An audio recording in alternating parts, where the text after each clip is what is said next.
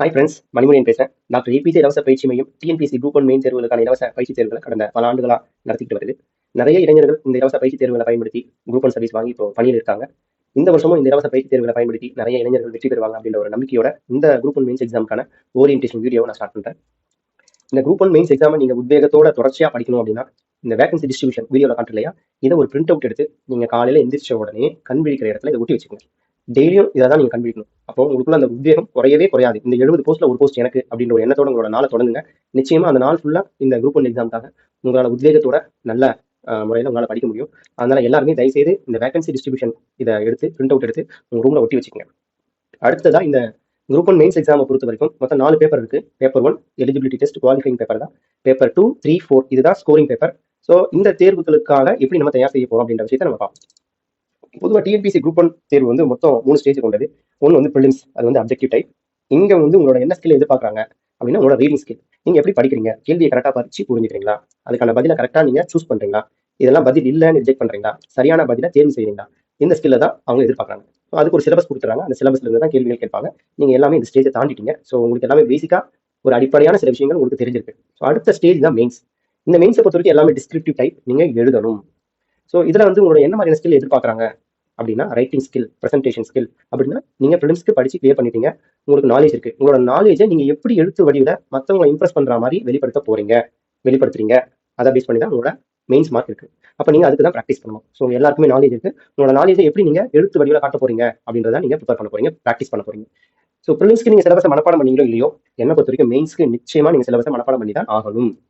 டெய்லியும் ஒரு 1/2 மணி நேரம் நீங்க அந்த சிலபஸ் எடுத்து படிச்சீங்கன்னாவே 30 நாள் ஆட்டோமேட்டிக்கா மனப்பாடம் ஆயிடும். தயவு செய்து இதை தொடர்ச்சியா பண்ணுங்க. ஏன் இந்த சிலபஸை மனப்பாடம் பண்ண சொல்றேன்னா, இந்த சிலபஸை பொறுத்த வரைக்கும் நீங்க இதை மனப்பாடம் பண்ணிட்டீங்கன்னா எக்ஸாம் எழுதுறப்ப இந்த கொஸ்டின் இந்த டாபிக்ல இருந்தா கேட்டிருக்காங்க அப்படின்ற ஒரு விஷயத்த உங்களால ரிலேட் பண்ண முடியும். ரெண்டாவது, அந்த கேள்விக்கான பதில் டைரக்டா உங்களுக்கு தெரியலனாலும் வேற வழியில் அந்த கொஸ்டின் அட்டன் பண்ணி தான் ஆகணும் அப்படின்ற ஒரு கட்டாயம் உங்களுக்கு இருக்கப்ப அந்த டாபிக்ல உங்களுக்கு தெரிஞ்ச விஷயங்களை நீங்க எழுதலாம். அப்புறம் அது ரிலேட்டடா இருக்கிற கரண்ட் அஃபேர்ஸை கொஞ்சம் ஃபேக்ட்ஸா நீங்க காமிச்சு அந்த கொஸ்டினை மேனேஜ் பண்ணி ஓரளவுக்கு எழுதிடலாம். நீங்க இதுக்கு ரொம்பவே இந்த சிலபஸை நீங்க மனப்பாடம் பண்ணிட்டீங்கன்னா அது ரொம்ப யூஸ்ஃபுல்லா இருக்கும். ரெண்டாவது, சிலபஸ் மனப்பாடம் பண்ணீங்கன்னா எதை படிக்கணும், எதை விடணும், இது சிலபஸ்ல இருக்கு, இது இல்லை, இது தேவைப்படும், இது தேவைப்படாது அப்படின்றது உங்களால உடனடியாக வந்து ஜட்ஜ் பண்ண முடியும். அதனால தயவு செஞ்சு சிலபஸை மனப்பாடம் பண்ணிடுங்க. அடுத்த ஸ்டேஜ், 3வது ஸ்டேஜ் வந்து இன்டர்வியூ ஸ்டேஜ். இதுல உங்களோட என்ன மாதிரி ஸ்கில் எதிர்பார்க்குறாங்கன்னா உங்களோட கம்யூனிகேஷன் ஸ்கில், உங்களோட பர்சனாலிட்டி எப்படி இருக்கு அப்படின்றத பார்ப்பாங்க. ஸோ குரூப் 1 தேர்வில் ஒருத்தர் ஜெயிக்கணும் அப்படின்னா ஸோ ப்ரிலிம்ஸ்ல ரீடிங் ஸ்கில், மெயின்ஸ்ல ரைட்டிங் ப்ரெசன்டேஷன் ஸ்கில், இன்டர்வியூல கம்யூனிகேஷன் பர்சனாலிட்டி எப்படி இருக்கு அப்படின்றத பார்ப்பாங்க. இது 3த்துலையுமே நீங்க ஓரளவுக்கு நல்லா ப்ராக்டிஸ் பண்ணிட்டீங்கன்னா நிச்சயமா அந்த குரூப் 1 தேர்வில் வெற்றி பெற்று அரசு பண்ணி வாங்க முடியும். இப்போ நம்ம மெயின் தேர்வை பற்றி ஸ்பெசிஃபிக்காக பார்ப்போம். மெயின் தேர்வை பொறுத்த வரைக்கும் ஒவ்வொரு பேப்பர்லையும் மொத்தம் 20 கேள்விகள் இருக்கும். 10 மார்க் கொஸ்டின்ஸ் இருக்கும், 15 மார்க் கொஸ்டின்ஸ் இருக்கும். ஸோ 3 மணி நேரத்தில் இந்த தேர்வை எழுதி முடிக்கணும். 3 மணி நேரத்தில் எழுதி முடிக்கணும். ஒவ்வொரு கொஸ்டினுக்குமே ஒரு வேர்ட்ஸ் லிமிட் இருக்கு. 10 மார்க் கொஸ்டினுக்கு 150 வார்த்தைகள் நீங்க எழுதணும். 150 வார்த்தைக்குள்ள எழுதணும். அப்படின்னா அந்த அப்ராக்சிமேட்டா சொல்ற 1500 வார்த்தைகளை நீங்க எவ்வளவு நேரத்தில் எழுதணும் அப்படின்னா 7 நிமிஷத்துல நீங்க எழுதணும். ஒரு 10 மார்க் கொஸ்டினை 7 நிமிஷத்துல நீங்க எழுதினா 10 மார்க் கொஸ்டின் 70 மினிட்ஸ் வந்துடும். 15 மார்க் கொஸ்டின் மொத்தம் 10 கொஸ்டின் இருக்கும். அதை வந்து ஒரு கொஸ்டினுக்கு நீங்க 10 மினிட்ஸ் எடுத்துக்கணும். 10 மினிட்ஸ் எடுத்துக்கிட்டீங்கன்னா 10 கொஸ்டின் 100 நிமிஷம் வரும். ஸோ 100 + 70 70. ஸோ 170 நிமிஷத்துல நீங்க அந்த தேர்வை முடிக்கிற மாதிரி இருக்கணும். மீதி இருக்கிற 10 மினிட்ஸ் அதை தெரியவே தெரியாது, நம்ம போறதே தெரியாது, திருப்பி நீங்க ரிவைஸ் பண்ணணும், பார்க்கணும், எல்லாம் கரெக்டாக இருக்கும். ஸோ உங்களோட டார்கெட் வந்து 170 நிமிஷத்துல இந்த பேப்பரை நீங்க முடிக்கணும் அப்படின்னா ஒரு 10 மார்க் கொஸ்டினுக்கு 7 நிமிஷம் தான் எடுக்கணும். ஒரு 15 மார்க் கொஸ்டினுக்கு 10 மினிட்ஸ் தான் எடுக்கணும். இதை நீங்க ஒவ்வொரு வார்த்தையும் எவ்வளவு செகண்ட் எழுதணும்னா 2.5 செகண்ட் ஒரு வார்த்தையை நீங்க எழுதணும்.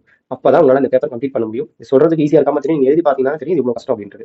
ஸோ எழுதணும் அப்படின்னா அந்த ஃப்ளோ கண்டினியூஸா இருக்கணும். நீங்க யோசிச்சீங்கன்னா இந்த டைம் மேனேஜ்மெண்ட் பண்ண முடியாது. அப்ப யோசிக்காம இருக்கணும், நீங்க நிறைய படிக்கணும். சிலபஸை மனப்பாடம் பண்ணி அந்த டாபிக் ரிலேட்டடா நிறைய ஃபேக்ட்ஸ் நீங்க மனப்பாடம் பண்ணி இல்ல புரிஞ்சு வச்சுக்கிட்டா மட்டும்தான் அந்த யோசிக்காம ஃப்ரீ ஃப்ளோல இந்த டைம் மேனேஜ்மெண்ட்டை இந்த டைமுக்குள்ள உங்களால அந்த பேப்பர் கம்ப்ளீட் பண்ண முடியும். அதனால டைம் மேனேஜ்மெண்ட் ரொம்ப முக்கியம்.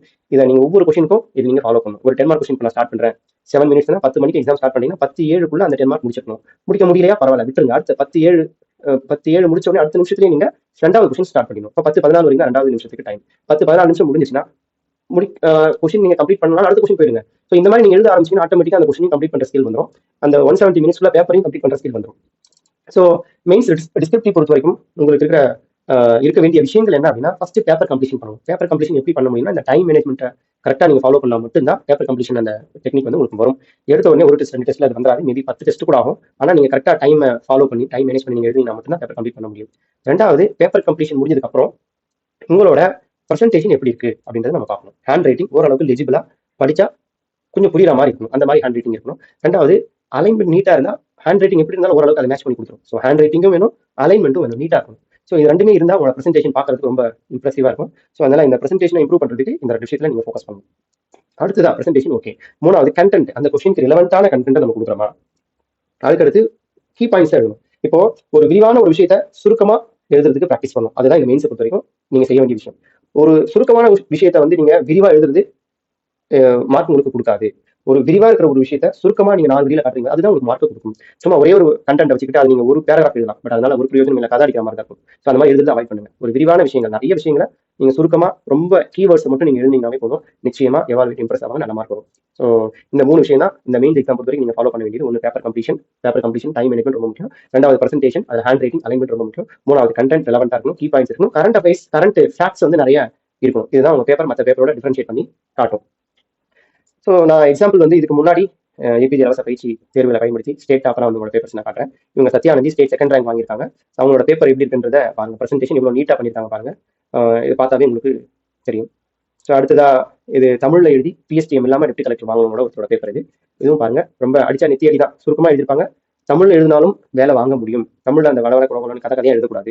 ஒரே ஒரு விஷயத்தை வச்சுட்டு அது ஒரு பேராகிராஃபுக்கு டெவலப் பண்ணி கதை எழுதக்கூடாது.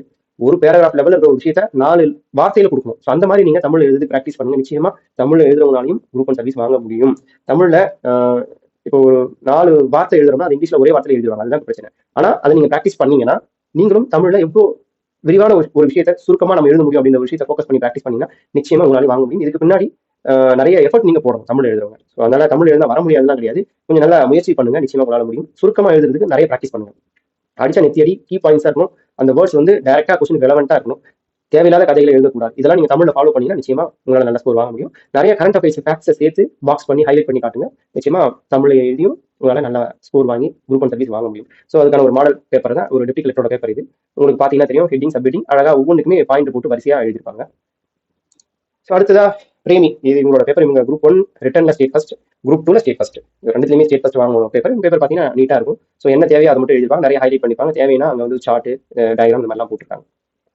அடுத்ததான் மாருதி பிரியா, இவங்க ஸ்டேட் ஃபர்ஸ்ட் வாங்கியிருக்காங்க குரூப் 1ல. அவங்களோட பேப்பர் ப்ரெசென்டேஷன் பார்த்தீங்கன்னா தெரியும், நீட்டாக இருக்கும், ஹேண்ட் ரைட்டிங், அலைன்மெண்ட்டும் நீட்டாக இருக்கும், கண்டென்ட்டும் ரெலவெண்ட்டாக கொடுத்துருக்காங்க, தேவைப்பட்ட இடத்துல சார்ட், டயக்ராம் இதெல்லாம் போட்டுருக்காங்க.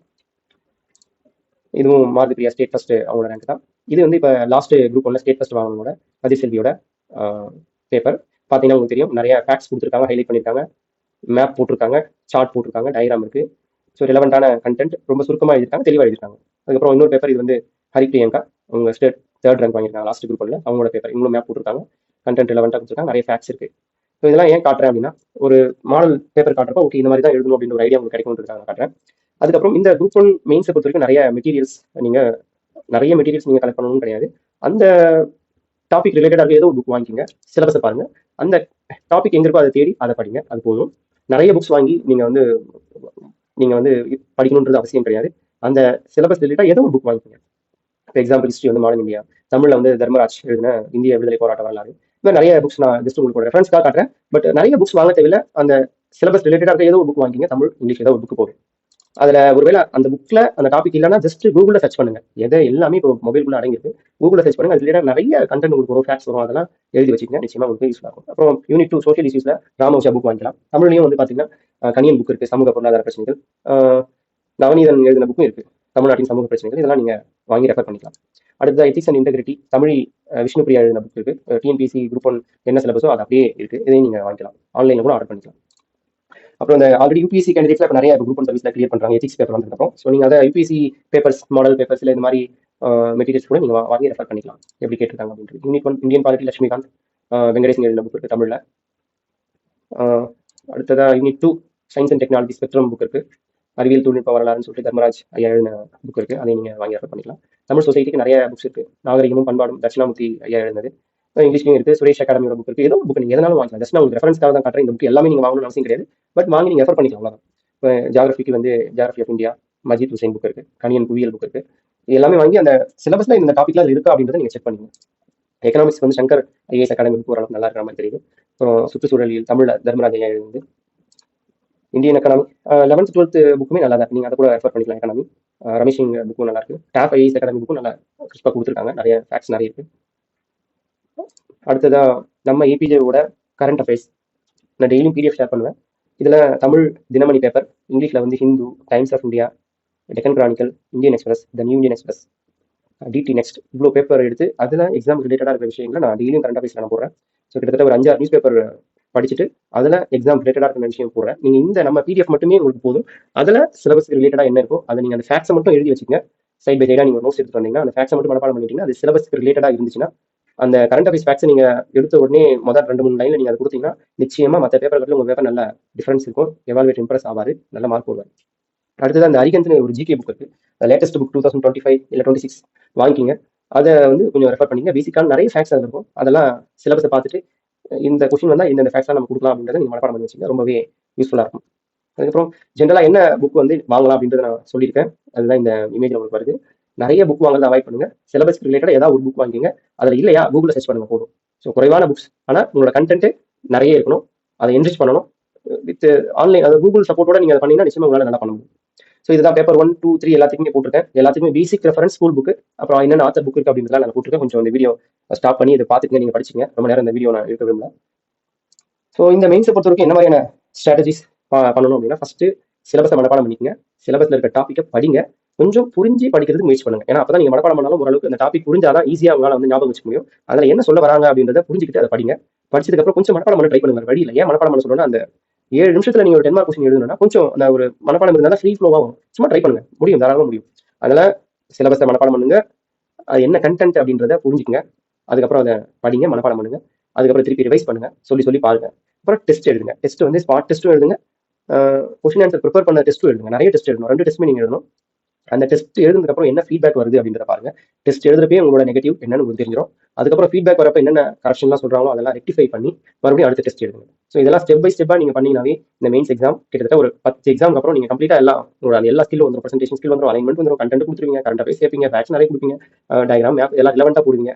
ரிலவெண்ட்டாக இருந்தால் மட்டும்தான் மேப், டயக்ராம் எல்லாமே போடணும். சும்மா எல்லாத்துக்கும் போடக்கூடாது. முதல்ல அதை புரிஞ்சுங்க. ஸோ அந்த கொஸ்டின் ரிலவெண்ட்டான விஷயத்தை ஏதோ ஒரு ஃபார்மில் நீங்கள் வந்து ப்ரெசென்டேஷன் கொடுத்தீங்கன்னாவே எவால்வேட் இம்ப்ரெஸ் ஆயிடும், நல்ல மார்க் வாங்க முடியும். ஸோ இதுதான் மெயின்ஸ் எக்ஸாம் பொறுத்த வரைக்கும் ஸ்ட்ராட்டஜி. நம்ம டாக்டர் ஏபிஜே இலவச பயிற்சி மையம் டெஸ்ட் ஷெட்யூல் போட்டிருக்கேன். அதை நீங்கள் பிரிண்ட் அவுட் எடுத்து அதையும் வச்சுக்கோங்க. ஒவ்வொரு வாரம் என்ன டெஸ்ட்டோ அதுக்கேற்ற மாதிரி படிங்க. அந்த டெஸ்ட்டுக்கான ஒவ்வொரு பேப்பருக்கும் ஒரு 20 கொஸ்டின், அந்த வாரத்து சிலபஸுக்கான ஒரு 20 கொஸ்டின் ஆன்சரோட போடுவோம். அதை நீங்கள் மனப்பாடம் பண்ணி நீங்கள் எழுதுனீங்கன்னாவே ஒவ்வொரு வாரமும் ஒரு 60 கொஸ்டின் தான். கிட்டத்தட்ட 20 டெஸ்ட் நம்ம எழுதுறப்போ ஆட்டோமேட்டிக் எவ்வளோ கொஸ்டின் நீங்கள் படிக்கிற மாதிரி இருக்குன்னு பார்த்துக்கங்க. இதுவே போதும். நிச்சயமாக உங்களால் மெயின் தேர்வை நல்லா சிறப்பாக எழுதி அரசு பண்ணி உங்களால் வாங்க முடியும். உங்களுக்கு தேவை வந்து ஒரு தன்னம்பிக்கை, ஒரு உத்வேகம், ஒரு வழிகாட்டுதல். இதெல்லாம் எடுத்துக்கிட்டு நீங்கள் எந்த அளவுக்கு விடாமுயற்சியோட இந்த நிறைய பயிற்சி தேர்வுகளை எழுதுறீங்களோ அதுக்கேற்ற மாதிரி தான் உங்களோட வெற்றி அமையும். அதனால் தன்னம்பிக்கையோட தொடருங்க. நிச்சயமா உங்களால் இந்த மெயின் தேர்வை வெற்றி பெற்று அடுத்து நம்ம டாக்டர் ஏபிஜே இலவச பயிற்சி மையம் நடத்திருக்கிற நேர்முக தேர்வுக்கான பயிற்சியை நீங்கள் கலந்துப்பீங்க அப்படின்ற நம்பிக்கையோட இந்த ஓரியன்டேஷன் செஷனை நான் நிறைவு பண்ணுறேன். வாழ்த்துக்கள்.